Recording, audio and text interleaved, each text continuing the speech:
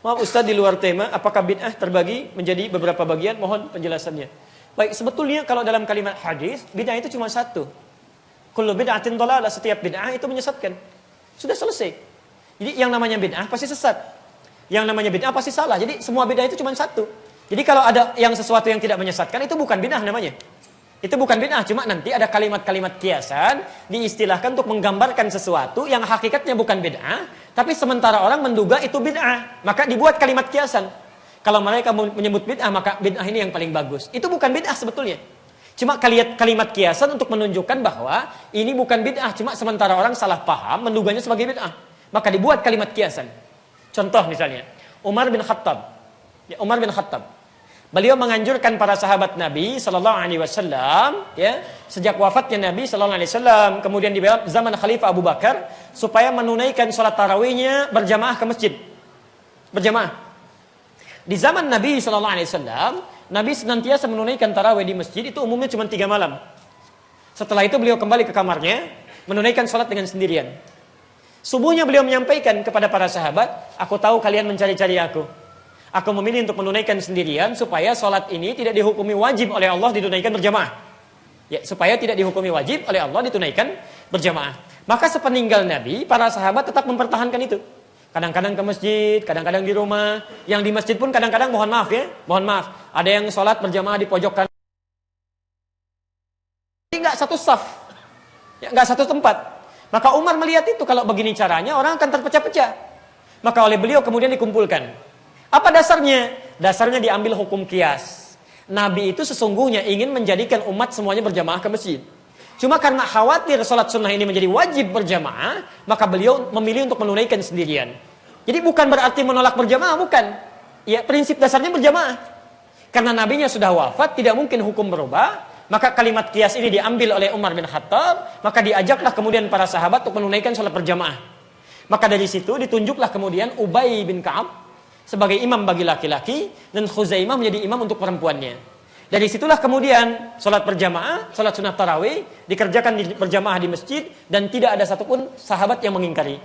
Saat semua itu ditetapkan, Umar kemudian menyampaikan, lihat kalimat Umarnya, kalaupun ada sementara orang yang menduga ini sebagai bid'ah, maka nikmatul bid'atu hadhihi. Nikmatul bid'atu hadhihi. Sebaik-baiknya bid'ah, maka ini bid'ah yang terbaik. Maksudnya itu bukan bid'ah. Ya, petunjuk Umar ini bukan bid'ah. Jadi sholat berjamaah di masjid itu bukan bid'ah. Tapi kalau ada orang kemudian mengatakan di kemudian, Umar ingin mengatakan tidak setiap yang tidak ada contohnya dari Nabi langsung dihukumi bid'ah. Kalau kaidahnya sesuai dengan hukum Nabi, maka itu boleh dilakukan. Kalau disebut bid'ah, maka ini yang paling bagus. Jelas ya? Maka dari sini orang membuat kalimat-kalimat seperti ini. Ada bid'ah hasanah, ada bid'ah dhalalah. Bid'ah yang baik dengan bid'ah yang buruk. Bid'ah yang baik ini sebetulnya bukan bid'ah, karena semua bid'ah itu buruk. Jelas ya? Ya, jelas sampai sini ya? Jadi, kalau ada misalnya sesuatu perbuatan dalam fikih Islam, tidak ada contohnya dari Nabi, tidak harus langsung menjadi bid'ah. Awas, catat kalimat saya ini ya, catat kalimat saya. Kadang-kadang ada orang mengatakan kalau nggak ada contoh dari Nabi itu bid'ah. Belum tentu. Belum tentu. Kalau ada dalilnya bersandar kepada Nabi, sekalipun Nabi tidak mencontohkan, belum tentu menjadi bid'ah. Boleh jadi dalam fikih ketika ditelusuri, Nabi tidak mencontohkan bukan karena tidak ingin mempraktekkan. Ada satu, bisa menjadi berat untuk umatnya. Yang kedua, boleh jadi memang kondisinya tidak memungkinkan bagi Nabi untuk melakukannya. Tapi bagi umat, kalau bisa melakukannya. Contoh, tadi sholat tahiyatul masjid.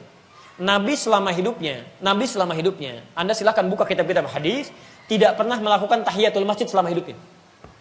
Tidak pernah. Tapi umatnya diminta untuk mengerjakan tahiyatul masjid. Nabinya tidak. Kenapa? Karena rumah Nabi di masjid. Saya ulang ya, karena rumah Nabi di masjid. Begitu iqamat dilakukan, Nabi keluar dari rumahnya. Selesai. Jadi bukan karena Nabi nggak bisa mengerjakan tahiyatul masjid, rumahnya sudah di masjid. Jelas sampai sini? Baik. Nah, kalimat ini nanti yang digunakan sebagai kias. Anda zakat pakai apa? Masya Allah, alhamdulillah. Nabi pernah zakat pakai beras? Berarti bid'ah itu. Silakan cek ya, silakan cek. Anda silahkan temukan, tidak akan pernah menemukan. Jangankan di kitab paling sahih, di kitab hadis paling palsu pun tidak akan pernah ditemukan Nabi zakat pakai beras, itu nggak ada. Nggak ada. Ya.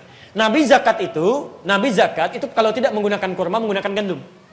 Ya, menggunakan kurma atau menggunakan gandum. Masya Allah. Apa yang terjadi? Ketika Muawiyah diutus menjadi gubernur di Syam, Kata Muawiyah, silakan keluarkan zakat dengan irtun. Irtun itu makanan pokok. Ditafsirkan oleh beliau, gandum kurma itu makanan pokoknya di zaman Nabi, di tempat Nabi. Ketika beliau menjadi gubernur di Syam, makanan pokoknya sebagian tempat ada yang beda. Maka silakan gunakan zakat dengan makanan pokok itu. Nah, maaf, makanan pokok kita apa di sini? Itu makanan pokok antum. Ya, makanan pokok saya nasi. Kalau beras itu makanan pokok bagi hewan yang punya tembolok. Ya. Baik. Ayam itu beras, ya. Angsa itu beras, baik ya. Kalau saya nasi, ya, alhamdulillah. Baik. Nasi sumbernya dari mana?